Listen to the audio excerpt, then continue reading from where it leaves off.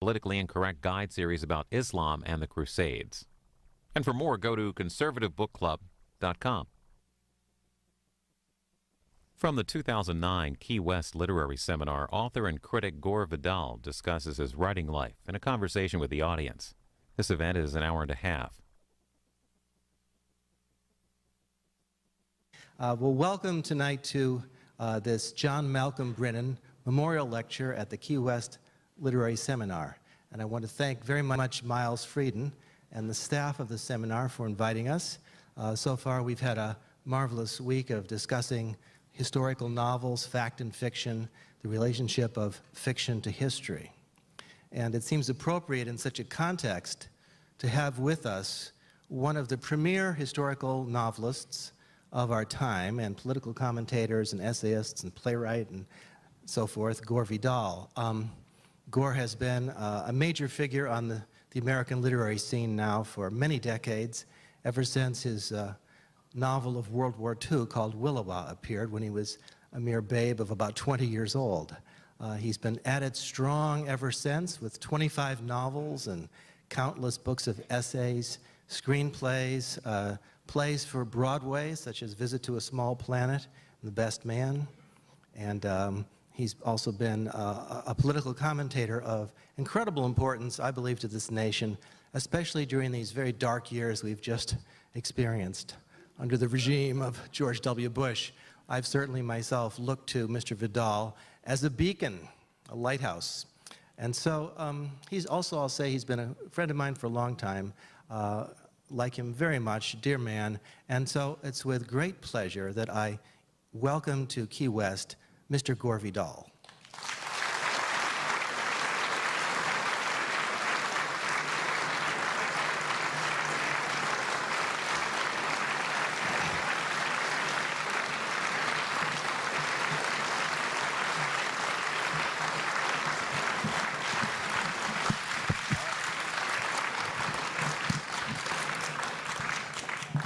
Gore, there was some trouble with my microphone. Let's make sure you're being heard. I can shout. Mr. Gore Vidal has rarely had trouble being heard. His voice goes above the masses. Well, Gore, we're at a seminar on the subject of history and fiction. And as far as I can think, hardly any other novelist in our time has approached history more meticulously, more assiduously, more aggressively than you have. I know you famously, I don't mean to steal your jokes, but you famously called this the United States of amnesia. And I'd forgotten that. You'd forgotten that.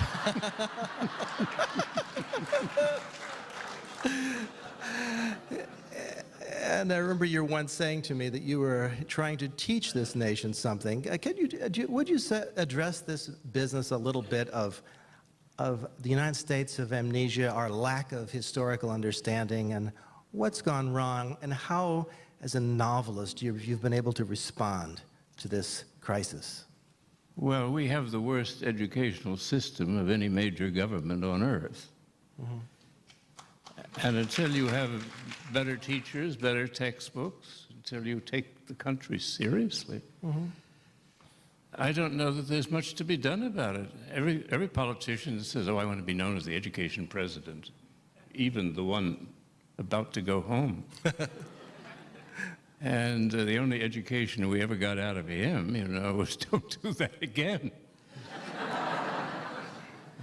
That was a cautionary tale. There's a wonderful book, by the way, I'm reading called Family of Secrets by, what's his name again? Gosh, what is that guy? Russ Baker. Russ Baker. Not the one we knew from the New York Times. Not the famous Russell Baker, but the infamous He spent many Russell. years on it, and as a family, forgive me, Bushes and Bushettes, but a family of criminals. Mm-hmm. And why they're not all in jail, I don't know. And I have just been, if I seem a little dazed, I've been reading about their crimes and proposed crimes and how they got away with it, because the press is venal, easily bought in one way or another. And to see what they're doing, I mean, I've just been reading the section on the weapons of mass destruction and invading.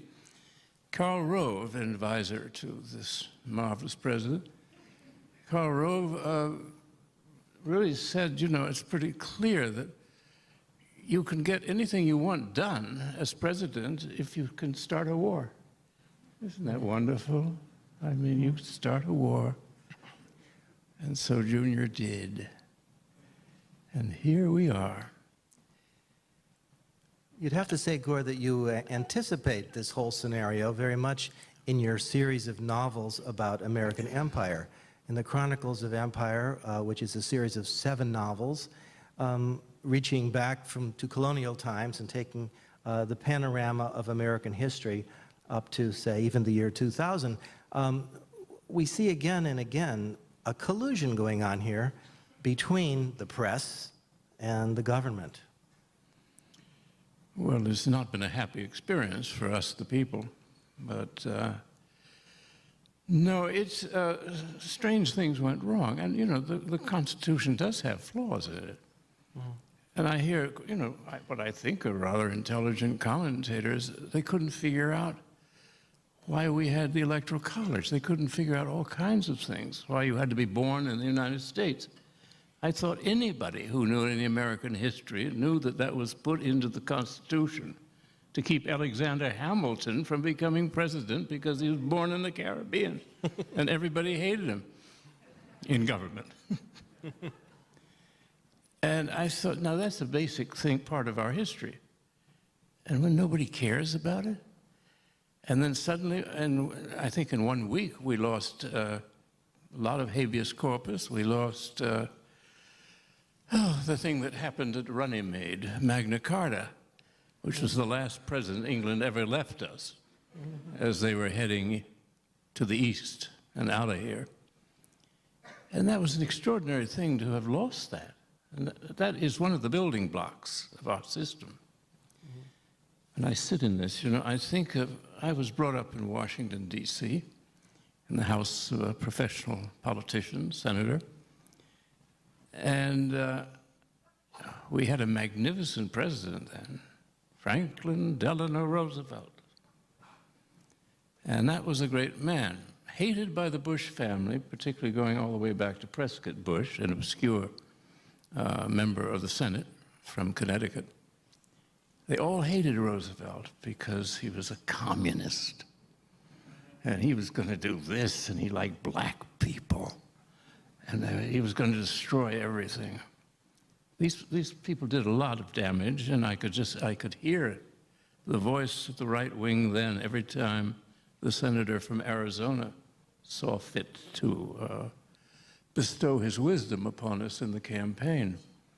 And he was making the case that Obama wants to become president so he can tax all the poor people in the country. What's he going to do with the money? You know, I mean, what are they going to live on? 5 minutes after Obama would be out of the shot, as they say, there we would hear. There would be a spokesman for the senator from Arizona. He's going to tax and tax and spend and spend. That was 1936. I remember that campaign. It was Alfred M. Landon trying to defeat Roosevelt, which he failed to do. They are still at the same old watering hole. Can we talk a little bit? Somebody once said, everything on earth changes except the avant-garde theater.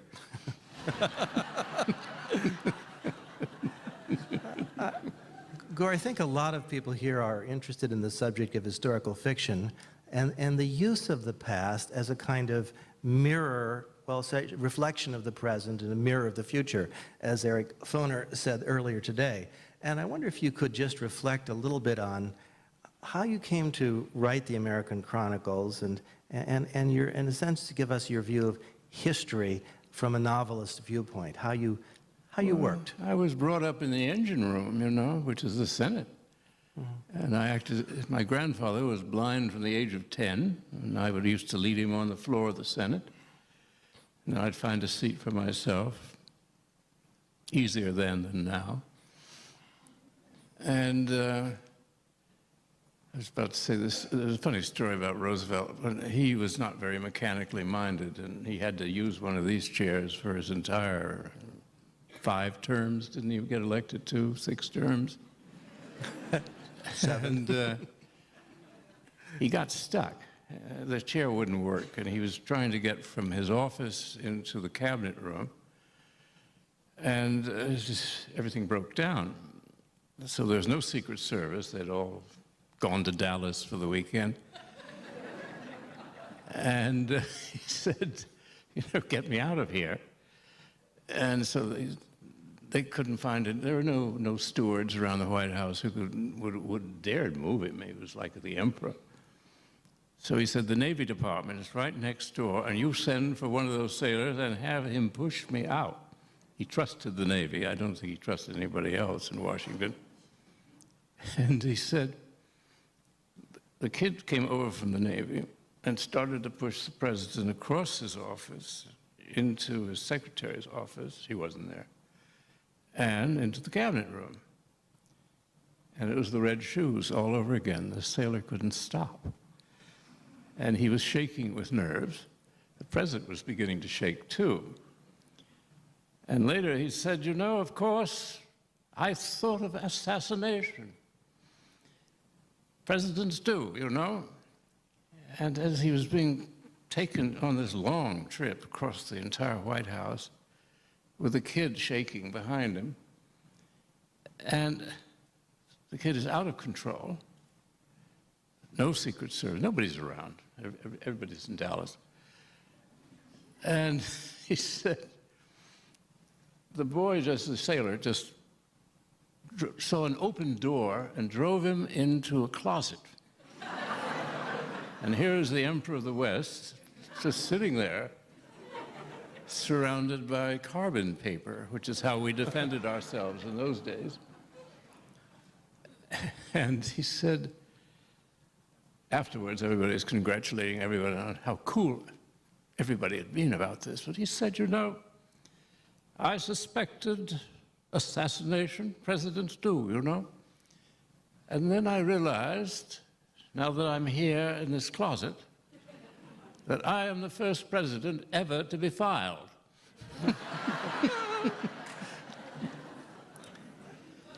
Nice sense of humor, that man. The other man, the present one, just feels all he has to do is show his face and we'll laugh. Not quite true. I always used to love it when Reagan was the president. Gore used to say he always read his speeches with a real sense of discovery. Well. And he always read his speeches looking at the floor, which is where his dialogue would be in Westerns. You don't want somebody holding a script, at exciting moments when the gangsters have moved on to the ranch. So he's always looking down to see what the next words were, and he looked surprised at times. In case you haven't guessed, Gore is one of the greatest impersonators of presidents ever to come down the pike. He does a great Reagan. His Nixon is unparalleled. He wrote a play, as you know, called An Evening with Richard Nixon. Were you ever tempted to write a novel about Nixon? Well, I found with the play, An Evening with Richard Nixon, I discovered nobody wanted to spend one. I misgauged the marketplace. Earlier in the day, there was a picture of Lincoln up there, and I seem to have put another face in. But could you say something about, I always have loved your novel, Lincoln. I mean, you take Lincoln from his inauguration day right up to the assassination.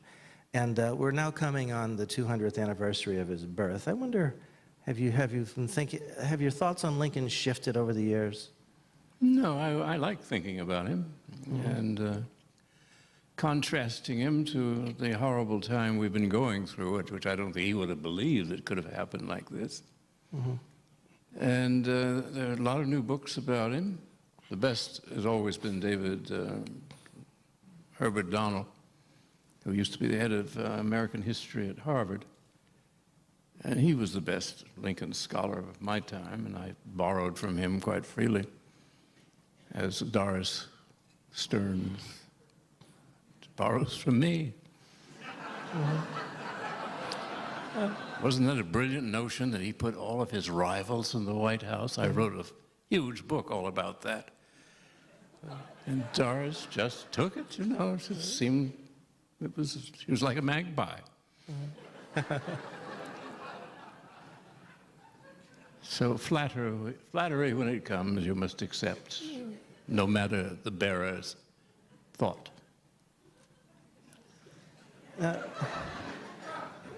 You know, Gore, you've moved in to me, a very interesting way between writing novels, which are fiction, and books which really are history. I don't know if the audience is familiar with your book, Inventing a Nation, but a few years back, Gore published this really astonishing collection of essays about how our Constitution was created by this group of Enlightenment intellectuals sitting in Philadelphia in 1787 at the Philadelphia Convention. And you 1789. 1789. And you did, sorry, see the teacher. He is our teacher. But you found a wonderful quotation there from Benjamin Franklin, which I had never seen before. Yeah, he was very negative about the Constitution. He didn't work on it, but he was a distinguished American, and they wanted him to be there at Constitution Hall.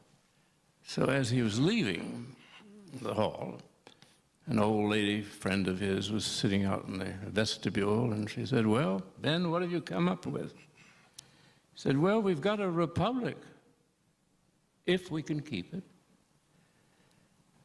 Then he was told the people running the convention, the last thing they wanted was Benjamin Franklin telling the truth, even in the vestibule of the building. And so they had 4 kids, young college guys, I think, follow him around to make sure he didn't talk too much, to say how much he disliked this Constitution. And one of the kids, leading him out of the hall, said, "Why are you so negative about it?" or whatever phrase he would have used then about our handiwork here in Philadelphia. Well, he said, every constitution in the history of mankind, of a nation like ours, featuring representative government, every one of them has failed. Why should I think this is going to be the great exception? Well, the boys wanted to know, well, why had it failed? And Franklin, everybody thought he was senile. He was tough as nails. And he said, well, you know, it's a curious thing, but what has defeated every attempt at making a good template, I'm sure he didn't use that word, for a constitution of a country like this, has not worked. Well, why is that? I mean, is it wrongly put together? And they were quizzing him. He said, no, it fails because of the corruption of the people. And that meant all of us. He had no favorites among us. He thought we weren't up to it, and we couldn't sustain it. When I saw Magna Carta go, a year or two ago, and nobody, not a peep, not even Senator Byrd of West Virginia, who can be counted on to have read the Constitution within living memory, not even he said anything. That we were losing it as quickly as that. And then we saw what happened to the judiciary.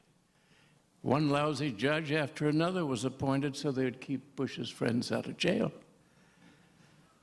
And, as the great man from Tennessee said, to the victor belongs the spoils. And that was how Andrew Jackson made his contribution at long distance. No, it was, it's been a sad history. And what is really sad, we have no media that we can trust. Anybody can buy it. So how people are to be informed, I don't know. I read the foreign papers. If I really want to find out politically what's going here, I'll read a British paper. But one thing you certainly suggest in the Chronicles of Empire is this is not a new thing. The media essentially working for the administration, promoting their wars, putting for, getting the people behind their corrupt policies. Well, they can't think of anything else to do, I suppose, so they support power. They love power.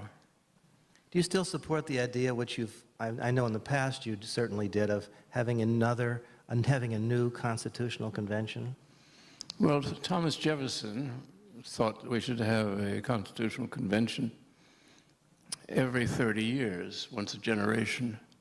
I think that's a bit often, but you could do it every now and then, certainly. There's a lot of things break down, and a lot of bad practices become habit. That's what a lot of it is, just bad practices. Nobody set out to destroy it. Well, can we recover? You have a wonderful essay recently on the shredding of the Bill of Rights and what's been done under the Bush administration. And this is a genuine question here. Can something be done to restore American liberty, American freedoms? Well, I have sent a note to the president-elect, and I said, you talk too little about the future and goals of your administration. The restoration of the Constitution of the United States should be number one on your list, because that's where we are naked. And I hope it'll fall on fertile ground. Now, can you talk a little bit about your ambitions for your Chronicles of Empire now? You've got the 7 novels, and where do you stand with that? Did you wrap it all up, do you think, for all time with the Golden Age? Well, I was trying to, but I didn't, so I'll have another go at it. Well, I suddenly realized that the most important period that I had skipped, the Mexican War. And I don't know, I've always hated it, so that's no reason not to write about something, but I thought that was dumb on my part to just let it slip by. And so many lies have been told. I think it was what this administration really did, that no one else had ever done on such a scale, was to make lying the national pastime. You lie about everything. And the public just sits there, well, they all do it, Well, we all say, good morning, you're looking so well, when the other person is near death. But that's called good manners. Lying to get something like an election is dangerous in a republic. And that's what Mr. Franklin meant when he talked about the corruption of the people. The people are too little grounded, they're too little educated. You can't tell them anything. They don't want to know anything. I used to be a working politician in upstate New York, and I used to go around to parent-teacher groups and so on. And I had one question when I felt things were getting too dull. I said, I get around a bit, and I've never met a stupid 6-year-old. I've never met an interesting 16-year-old. Now, am I seeing the wrong people? Or could you tell me what it is you've done to him with our educational system? They're proud to know nothing. They're proud to, ignorance is a bliss far better than anything of a chemical nature. Bliss is achievable. Can something, do you think, really be done in the American schools to improve the teaching of history in a way that people won't be so gullible, so susceptible to the corruptions of the media? Well, where would you find the teachers? I mean, you've got to have people who are pretty well-rounded and who know a lot. I heard that Eric Foner today was asked a question by a journalist, and who had come away with this message. Mr. Foner is one of this country's few great historians, contemporary historians. And Foner, they said, well, I just heard you say, Professor, that history is up for grabs, thinking that anybody can write anything and get away with it. Well, Foner was not saying that.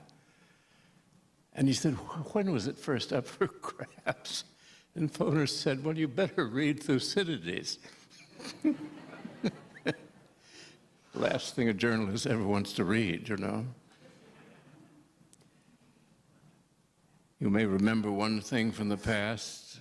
I was inspired to say at the election of Mr. Bush to the first magistracy of the world. I said, mark my words, he will end his office as the most hated president in our history. It came to pass. I'm not going to do any more tea leaves for you. I'm not going to tell you what the market's going to do next. I don't go in for that kind of black magic. It was stunning to see him get away for a little brief while with the Iraq War. I mean, that would take some doing. Well, you can't declare on war. Well, I guess you can declare war on a country nobody knows where it is. And people were very puzzled why we were over there fighting. I spent 3 years in World War II in the Pacific. And it was, I remember thinking in 1945 when the Germans folded and the Japanese folded, I remember thinking, well, you know, this is going to be nice. We've done that. We don't have to do that again. You had told me then I'd be watching newspapers about Baghdad falling. I would have said you're crazy and you wish ill of the United States if you like that sort of thing. But people complain about the lack of patriotism. Well, patriotism depends upon having an identifiable country that you know something about. It's not just, you know, stars and stripes and things in the lapel. I'm wearing a French decoration tonight. I may have to ask. On his birthday, Mr. Vidal was made a commandant of the Order of the Order of something or other. something or other. In France, though. It's a good a French title. something or other. Yeah. We should call you Commandant Vidal. Commandante. I would be remiss if I didn't ask you something about your work in Roman history. I've always loved your novel, Julian. And I wonder if you could talk just, before we open this up to the audience, and I'm hoping there'll be a lot of questions for you in a moment, could you say a little something about how you came to write that book? Which one? Julian. Oh. I don't like monotheism. It was a much better world, the Greek and Roman world, which was polyperverse when it came to gods. It was also the world of philosophy, which is even better. It was thoughts, systems, ethics. I thought the world was a better place in the 3rd, 4th, 5th centuries. When monotheism grabbed us by the throat, only one God, only one king, only one factory, only one wage for all. Wow, the damage that was done from that moment on is still with us. And out of that came all the wars. There can only be one leader of the world. There can only be one religion. In the English Civil War of the 17th century, both sides, the Roundheads and the Cavaliers, went into battle. I'm sure many of you have ancestors, as I do, who were in that war. They went into battle shouting, "Kill for Jesus!" That's a great Christian thought, isn't it?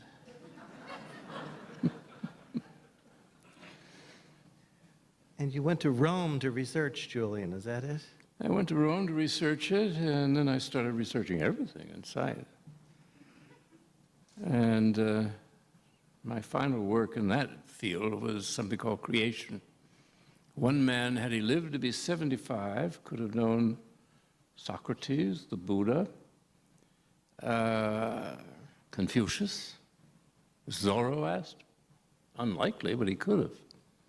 Covers the right periods. So I invented such a character. Very happy with him, too.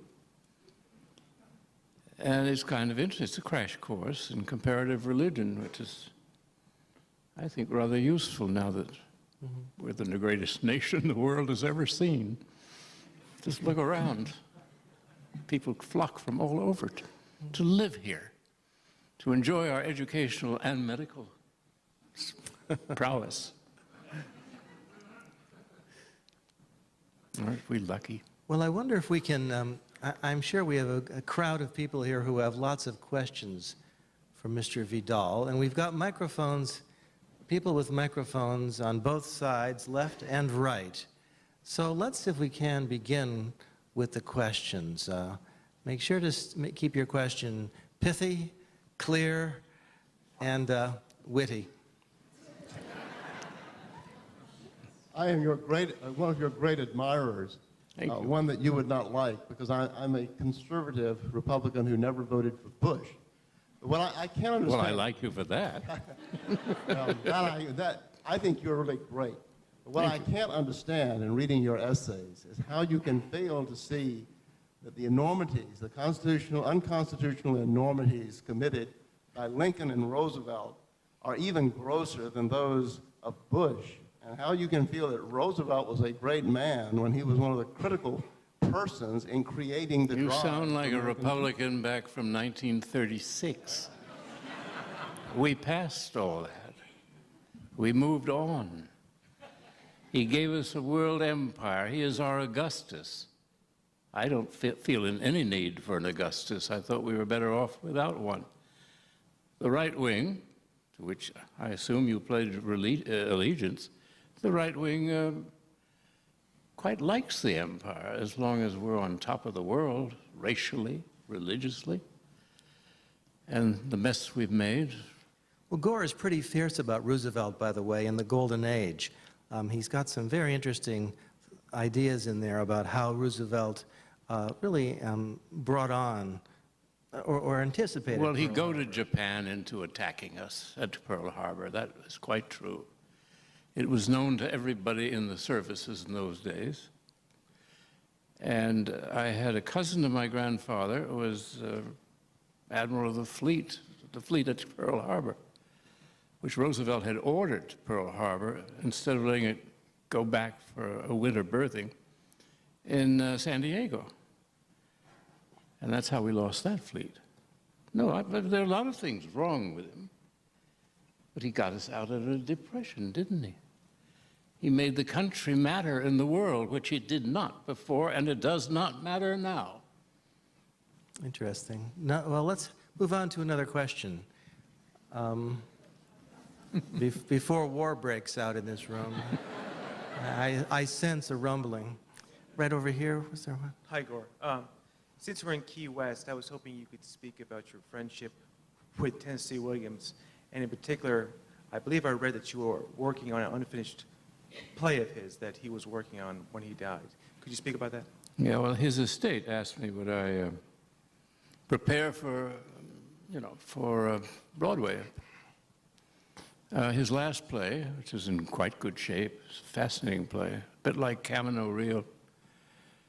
And I was looking forward to doing it, but we had something like 100 producers, all of them lawyers working for the estate. Not extraordinary. And they've been no use, so it may never get done because the little money people get in there and they grab piece after piece. And I wish them ill.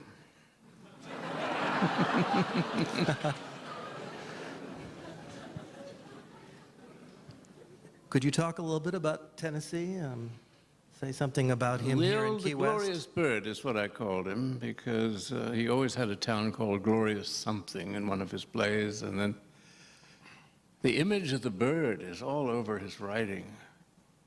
And I remember Chance was the guy's name, the character's name, and he talked a lot about being a bird without flight, which is a normal human condition. No means of access to the skies or to aerial navigation. He was marvelous at metaphor, Mr. Williams, and we didn't deserve him. I mean, he was by far our best playwright. But he was a true original, and Every play, novel, short story that he wrote, Time magazine attacked it. They had Louis Kronenberger was the critic there, and Kronenberger was a sassy little thing. And Kronenberger said, his mind is a fetid swamp. Then they got a new critic at Time who admired Tennessee and gave him several very good reviews, so at least he died knowing that he had been appreciated by that lousy magazine. And he was kind of funny about it, because I said, you know, I'm going to quote. You had to warn him. Tennessee always suspected that you were up to no good. He was totally paranoid. He'd been attacked all his life by the press for no good reasons, except they felt like doing it. So I did a piece going through every bad review he had got. He didn't like that. But I was writing in the other direction, particularly Time magazine. The Fetid Swamp has struck again, and they had a wonderful cover on Esquire, where I published this. It showed Tennessee coming out of a swamp, mud trickling down his face, seaweed. And he's holding his typewriter. He's just barely got out of the ooze. And the caption was, from Ecclesiastes, I can't help my religious bent. My great-grandfather was a Methodist bishop. In time, all things shall come to pass. And, oh, they were furious over time, and the bird was happy. He said, yes, I see what you mean. But did you have to quote so many bad reviews? Well, I said, come on, how are they going to get the point of what we're talking about? Oh, he said, still suspecting a plot. You know, we're all out to get him. Wasn't it with Tennessee that you went to visit André Gide? No, we went to visit Santiana at the convent of the Blue Nuns in Rome, yeah. And the bird behaved himself, too. Well, let's have there was another question. I saw a hand up over here.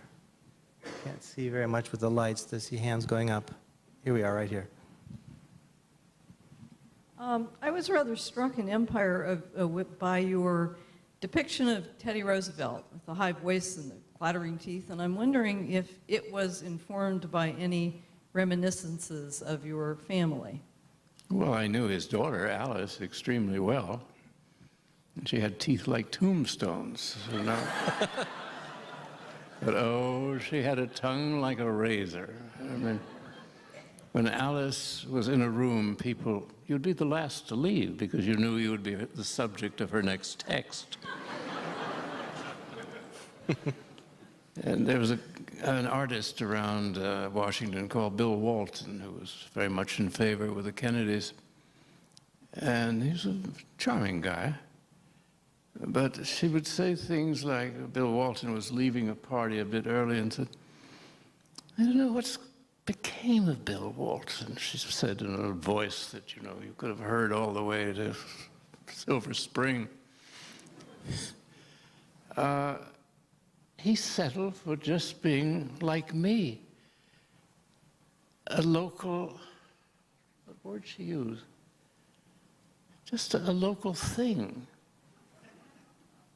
You know, meaning Washington, D.C., he never left.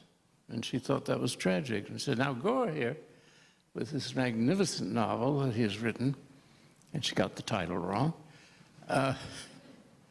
about, it's not Julian, what's the other one that begins with a J? And he got out, and he saved himself. We're happy to see him come back. And Bill is just always here. It was kindly meant, but I don't think it played very well. Another question we have. So there's a hand up over there somewhere.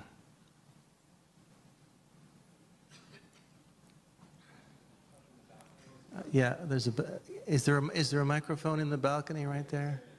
Yes, there is. Oh, good. There she goes. All right. My first dislike of Theodore Roosevelt came to me from my grandmother, Mrs. Gore, who looked after the blind senator. And she had been taking a walk, and the Gores lived in Rock Creek Park, right by the ford. And she was taking a walk with another lady friend down by the creek, or the branch, as we also called it. And she was suddenly, out of the woods of Rock Creek, comes this crashing sound. It's Theodore Roosevelt, astride a horse. And he's heading straight for them. And he said, "Stand aside, women, I am the president." She never forgave that. He dared call them women. They were ladies. Okay, the question up there. Yeah, okay. You talked a lot about government. What do you think about Madoff and the economy? Well, he's a great hero, naturally. Just do a riff on him. A lot of dreadful people were caught. I think probably a lot of nice people were caught by him. But Mort Zuckerman, you know, he sort of deserved to be caught by somebody like Madoff.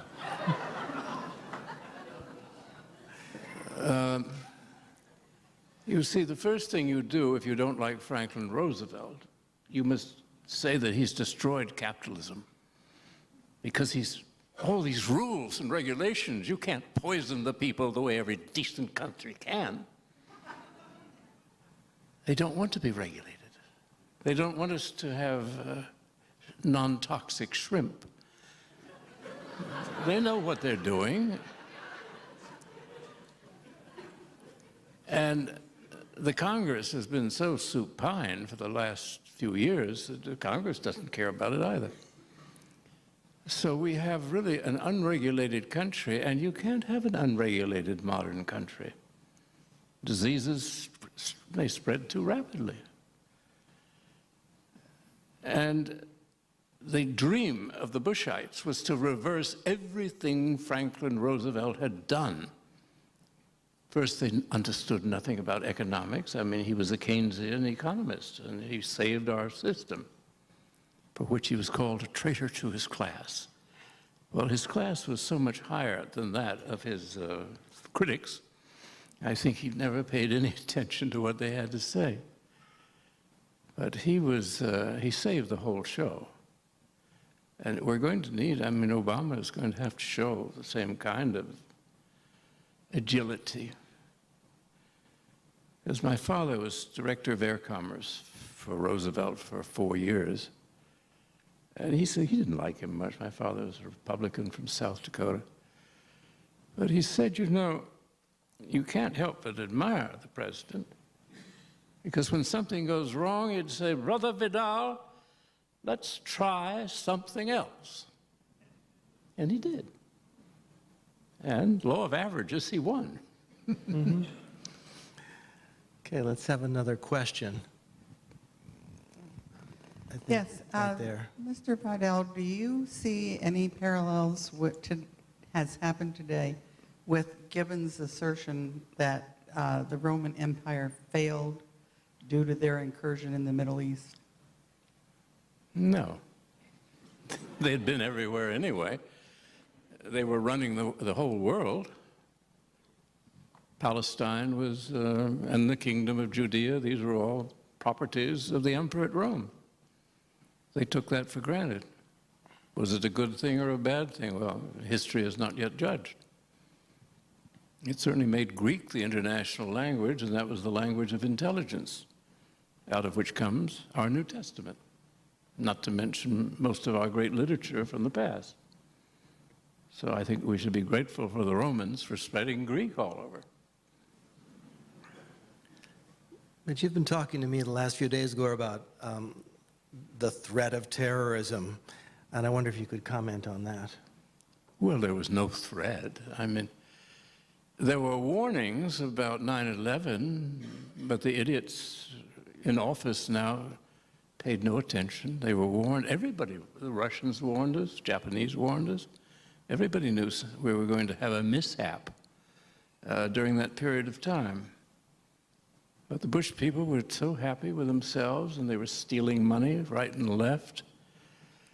And that's what they were in office for. And they were getting rid of regulations, because old Prescott Bush, grandfather of the incumbent, still incumbent, I guess he is president, old Prescott Bush was one of those moss-backed Republican senators who didn't understand anything that was not, you know, kind of in kindergarten talk. These people are stupid.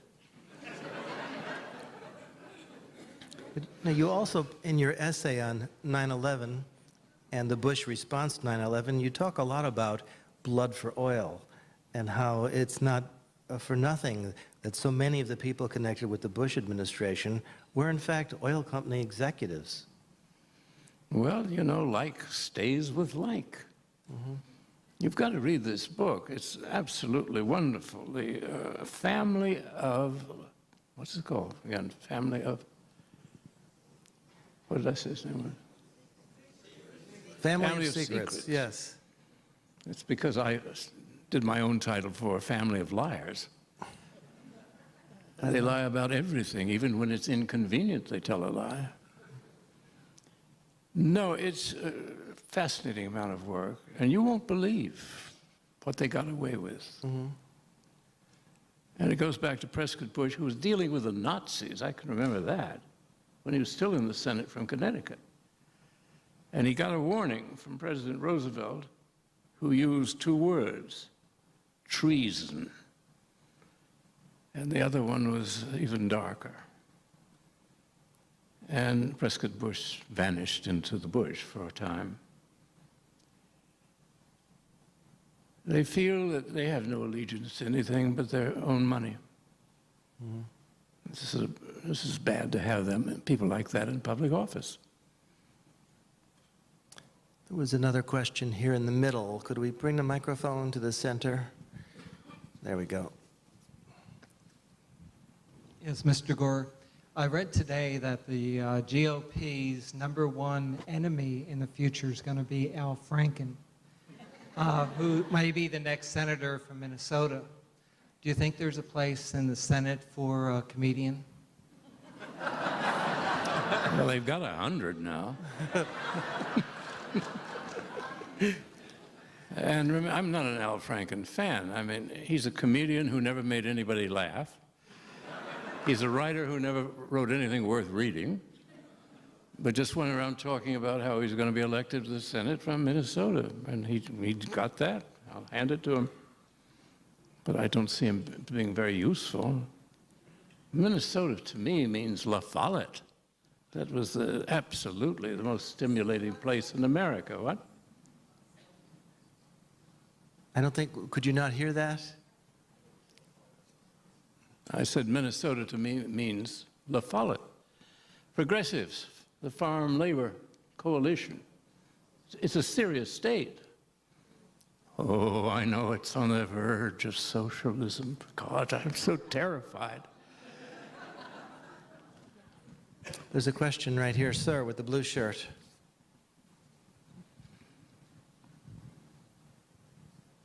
You find it in your heart to miss Norman Mailer? I was very fond of Norman Mailer. I can't say I was terribly fond of his writing, but no, we were friends for 100 years, it seems. I was published first in '46, and I think he was published first in '48. So we're that close as contemporaries. There's a nice picture, if you like pictures, of Mailer, Vonnegut, and me in Vanity Fair. There's a good journalist there called Walcott, James Walcott. And the war was heating up, and Walcott was looking around for the great voices of American literature to speak against the war in the Middle East and so on. And finally he came, he says, the only three voices from literature that we've heard are Vonnegut, Mailer, and Vidal, three octogenarians who served actually in the war. the Second World War. So get the picture. You'll get the picture. Mr. Gore, what do you think of Sarah Palin and Caroline Kennedy? Well, Miss Palin, that horrible speech of hers, I'm going to tell you, you know, you got to know. She is, I knew that there was something came to mind reading her quoted dialogue. It's so quaint. It's the way she thinks lower class Americans speak. Well, they all sound like Oxford graduates to me compared to how she sounds. And she's got everything wrong. Every time she says, "we Americans," I'm ready to kill. And I suppose she's good for fun and frolic. I don't know. Good for Saturday Night Live, anyway, right? Well, she brought them to life, you know. So she did have some useful, edifying purpose. But I don't see how But anyone's just serious. think she could have been the successor to Aaron Burr and Dick Cheney. Well, well, well. I can hardly wait. But Caroline Kennedy, what are your real thoughts there? You've had a long association with the Kennedy family. Well, the last time I saw her, she sat on my lap. And she was about It could happen again. Be She was about 5 years old. And she had a puppy dog on a leash, and I was in the upstairs sitting room with Jack and Jackie, and Jack had promised to take her swimming down in the basement. So she came up to collect with the dog. And he said, "No, I can't do it now." She was very, very angry and bawled him out. Dog didn't look too happy either. That's the last time I saw her. I cannot speak with any great knowledge of her soul. You won't address her future career as possible senator from New York? Well, considering what we've got in there, I don't think she's going to pull the average down greatly.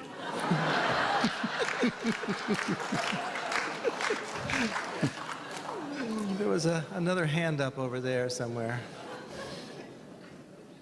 Question. Here we go. It's in the middle, right here. Someone with a woman with a white jacket. One of the questions I wanted to ask you was more about Amelia Earhart and Nancy Love and some of the people your father was in touch with in his leadership in aviation. Yes. But would you tell us more about some of these folks? Well, Amelia I wanted my father to marry her, and she wanted to marry him. And I said, well, years later, I said, "Why didn't you marry her?" He'd got rid of my mother, which was all anybody was interested in. And there she was, and Amelia she was wonderful. She didn't like football any more than I did, but he would take us off to the Army-Navy game up at West Point. And she was a good poet, and she would have a handbag filled with poems that she had written. So she and I would be reading her poetry as the game unfolded. This is not the one they play with a stick. And I was the mascot of the Army team of 1925. They lost. Amelia she was not a great flyer. This was a problem.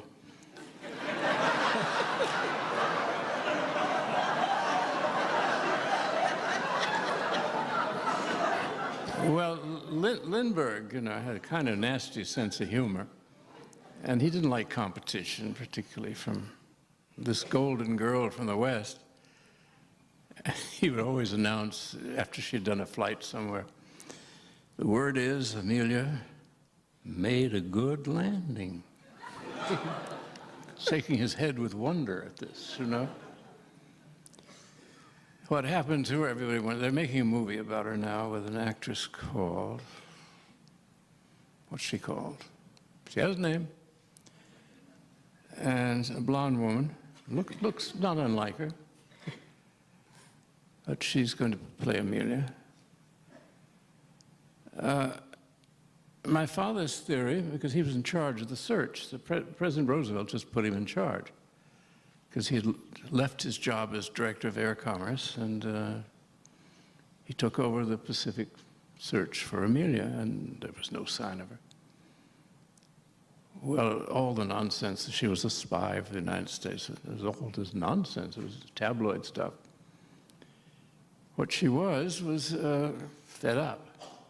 She hated her marriage to George Palmer Putnam, the publisher, and she wanted to get out of it, and he'd arranged 2 huge personal tours after she came back from this flight. And she thought this was a bit too much, and she was having a premature change of life.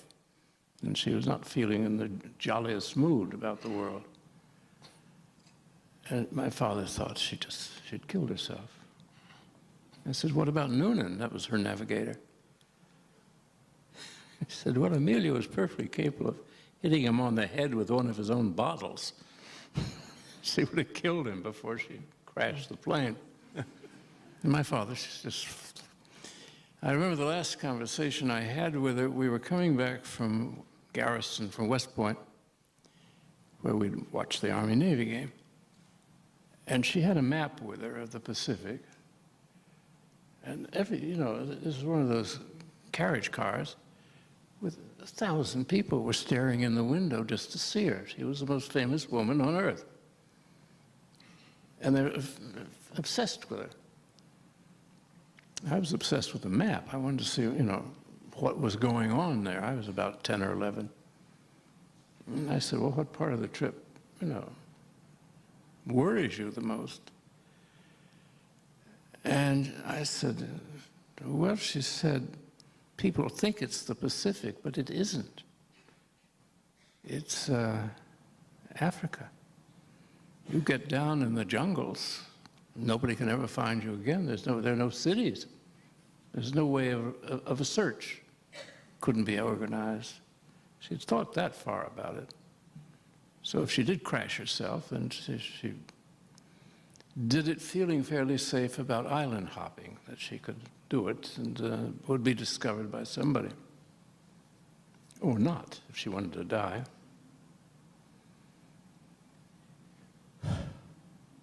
We had real people then, Well, we have time, I think, for just one more brief question, and lots of hands were up. So in the middle, right there, let's end with, yes, you, right in the middle. Thus we go. If we can bring the microphone right to the center there. And this will have to be the final question because we're at the end of our time. I'm curious, since Obama is inheriting such a mess, what you think his priorities should be? Restoration of the Constitution. And he should be very specific about what we've lost that he would bring back. Because we have no assurance from him that things just won't stay the same. It's easy to let things slip and slide.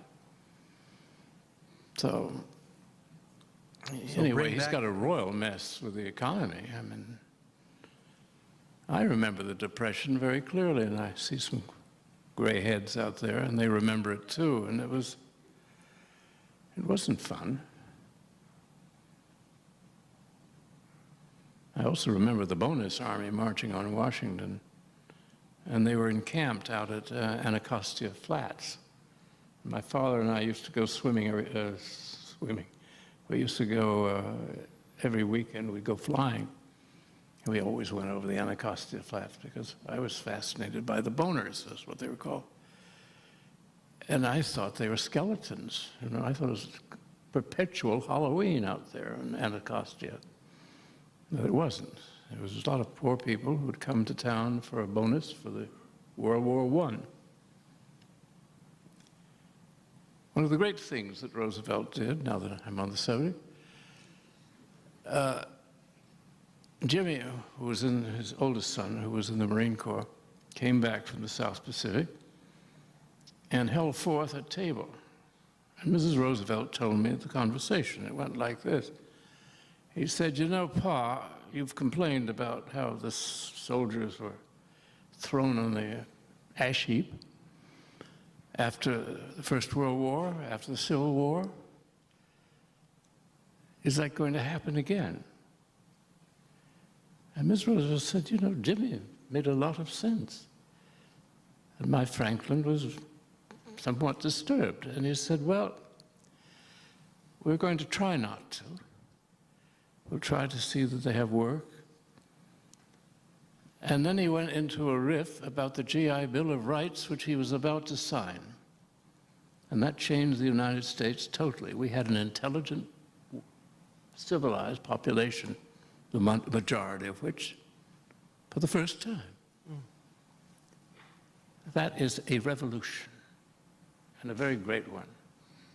And it took a rather great soul to inflict that on a country dedicated to its worst vices. Well, on that note, our worst vices. Thank you very much to Mr. Gore Vidal.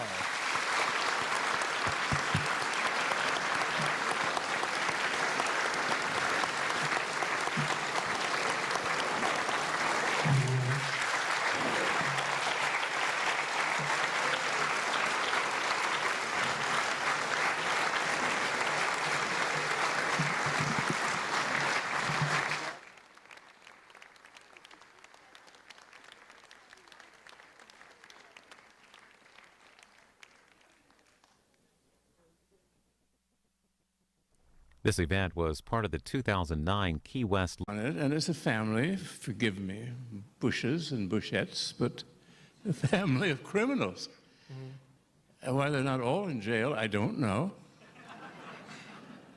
And I have just been, if I seem a little dazed, I've been reading about their crimes and proposed crimes and how they got away with it, because the press is venal, easily bought in one way or another.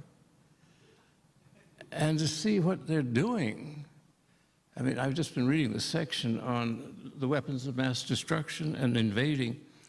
Karl Rove, an advisor to this marvelous president, Karl Rove really said, you know, it's pretty clear that you can get anything you want done as president if you can start a war.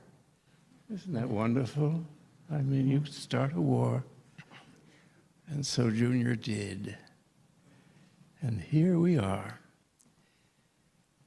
You'd have to say, Gore, that you anticipate this whole scenario very much in your series of novels about American empire. In the Chronicles of Empire, which is a series of 7 novels, reaching back to colonial times and taking the panorama of American history up to, say, even the year 2000, we see again and again a collusion going on here between the press and the government. Well, it's not been a happy experience for us, the people, but no, it's strange things went wrong. And, you know, the Constitution does have flaws in it. And I hear, you know, what I think are rather intelligent commentators, they couldn't figure out why we had the Electoral College. They couldn't figure out all kinds of things, why you had to be born in the United States. I thought anybody who knew any American history knew that that was put into the Constitution to keep Alexander Hamilton from becoming president because he was born in the Caribbean and everybody hated him in government. And I thought, now that's a basic thing, part of our history. And when nobody cares about it, and then suddenly, and I think in 1 week, we lost a lot of habeas corpus. We lost the thing that happened at Runnymede, Magna Carta, which was the last president England ever left us as they were heading to the east and out of here. And that was an extraordinary thing to have lost that. And that is one of the building blocks of our system.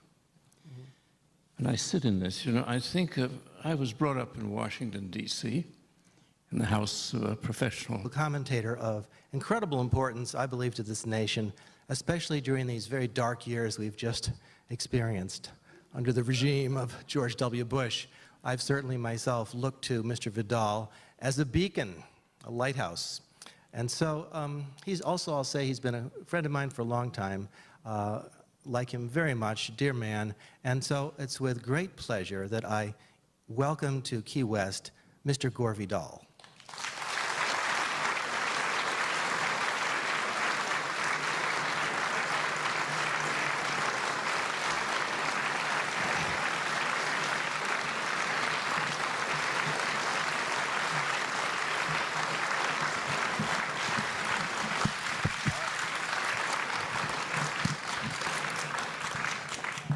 Gore, there was some trouble with my microphone. Let's make sure you're being heard.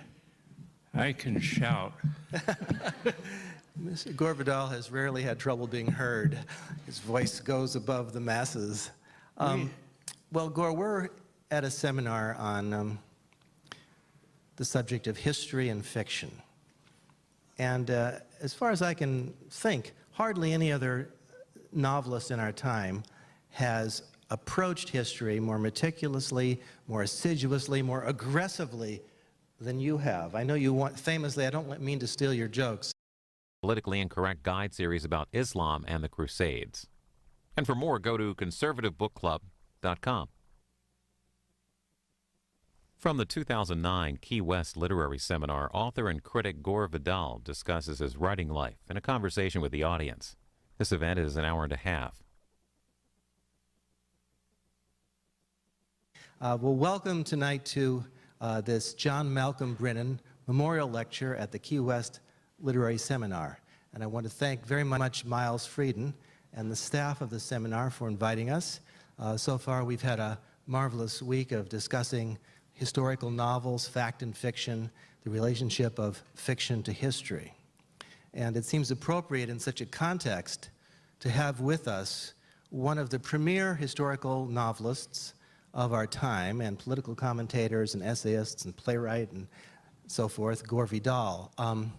Gore has been a major figure on the American literary scene now for many decades, ever since his novel of World War II called Willowa appeared when he was a mere babe of about 20 years old. He's been at it strong ever since with 25 novels and countless books of essays, screenplays, plays for Broadway, such as Visit to a Small Planet and The Best Man. And he's also been a political, but you famously called this the United States of Amnesia. And I'd forgotten that. You'd forgotten that.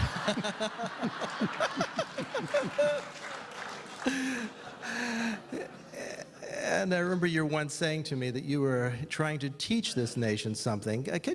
Would you address this business a little bit of the United States of amnesia, our lack of historical understanding, and what's gone wrong, and how, as a novelist, you've been able to respond to this crisis? Well, we have the worst educational system of any major government on earth.